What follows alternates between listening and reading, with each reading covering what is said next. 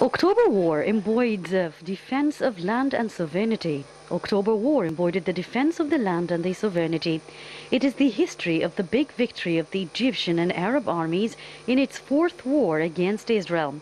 Not only is it a history of crossing the canal, it is also a channel for the transit of history. October War is all about the memory of the defense of the land and the principle, sovereignty and right. The memory of the honorable Arab solidarity to defend the Arab territories. The October War between Israel and a coalition of Arab states led by Egypt and Syria started with a sudden attack on Israel's petitions on Yom Kippur on October 6 in 1973.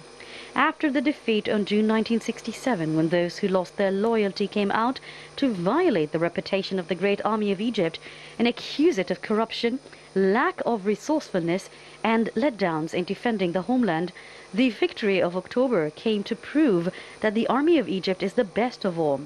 They are the loyal sons of Egypt who were able to erase defeat and turn it into a glorious victory.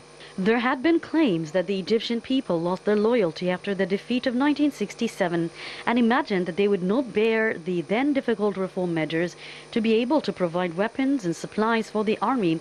But the people impressed everyone with the cohesion and tolerance, perseverance and patience, and to face all the economic difficulties until they achieved the victory of October.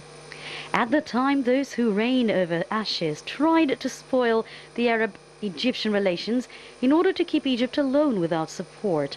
But the Egyptian-Arab cohesion was evident in the victory of October. The Arab unity and the role of Saudi Arabia, the United Arab Emirates and the Gulf emerged in the most beautiful way, supporting Egypt to achieve victory. Welcome back again. You're still watching us here on the Daily Debate. And now I'm joined over the phone with Dr. Hussein Amin, a professor of mass communication and journalism. Thank you very much for joining us, Professor Amin. Oh, thank you very much for inviting me. Dr. Amin, as we are reflecting back on, or celebrating rather, the 47th anniversary of the October War victory, it's very important to also shed light on the role the media was playing during this period of the war. And not only that, but how important was the role of the media to the Egyptians and to the Arab world back then during the war? If we can look at this point from three different angles. One is the Egyptian media, and the Egyptian media was actually facing a big question of this 1967, and they find that the Egyptians are not trusting the media system and turning to a foreign media in difficult time and in time of conflict. I think the media at the time, Egyptian media, was very supportive in providing the step-by-step coverage of the war with accurate information as it happened, as well as providing Egyptians with all kinds of details and the number of people who really lost their lives in the war, so that they don't tune to other foreign networks. Of course, we're talking about satellite here that did not exist at we're talking mainly about terrestrial media, which was for at the time channel 1, 2, first channel network, because serving Egypt, and the second network. At the same time, radio played a very important role. And radio was at the time on shortwave, and there are many of the stations, the Arab stations, and we're talking about the second level of this, were actually very supportive of Egypt, and providing also all kinds of messages that really raise the morale of the Egyptian soldiers in the battle in Sinai. And there are many of them, of course, in many of the stations they had transistors, which was introduced in the mid-60s. So in 1973, were very popular for people carrying radio transistors. Also, the backup of as you correctly mentioned, the Saudis and the Emiratis and the Gulf states, in addition to the rest of the Arab world, supporting Egypt in the war was documented very fairly in many of the literature with regard to the role of national television, with the news and with the television programs. Unfortunately, we did not have Nile TV International at the time, but the two national networks, for sure, provided many of the viewers with the information needed to know. But also, I must admit that radio played a very significant role, because Egyptians also, during the time of the war, used to sit together in coffee shops and listen to the radio with regard to many of the stations that was broadcast, especially in rural areas outside of capital city and the main big cities of the state.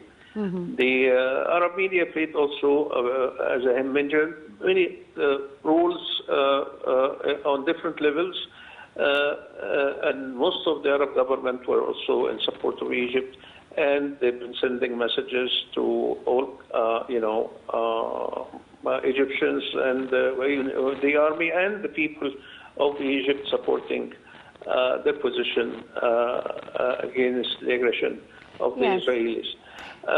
The international media, which is the third level, also covered the war fairly, and we have not witnessed the bias that used to exist, that the superiority of the Israelis is going to dominate the scene, and it's going to be an easy war and walk to Cairo, capital city, in a few hours, as it happened in 1967, which was not, of course, true. In fact, there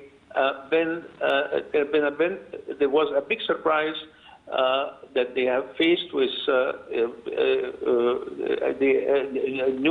a new breed of Egyptian soldiers that crossed the Bar-Lev lines, and been able to go into very vicious fights and gaining many of the Egyptian land after a short period of time. And this is also documented in many of the magazines, like the Telegraph in the UK and the Financial Times of the USA, as well as the Daily Mail, and also big newspapers like the Washington Post. If you go back and look at what really been written, I have a document in front of me, was all kinds of things that of the Western media, with particular reference to the American media,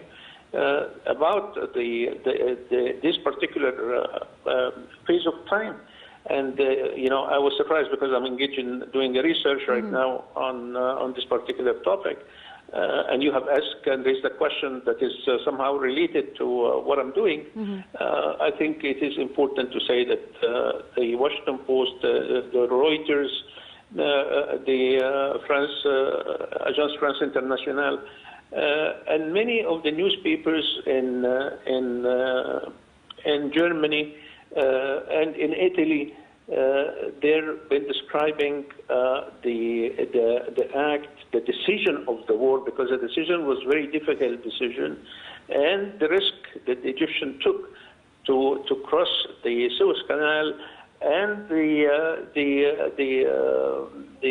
defeat of the Bar-Lev line, then the attack on the Israeli troops, all of this in a very short time, made all kinds of writing at this specific phase of time or point of time very clear of the victory, the big victory that the Egyptian army achieved in 1973 war.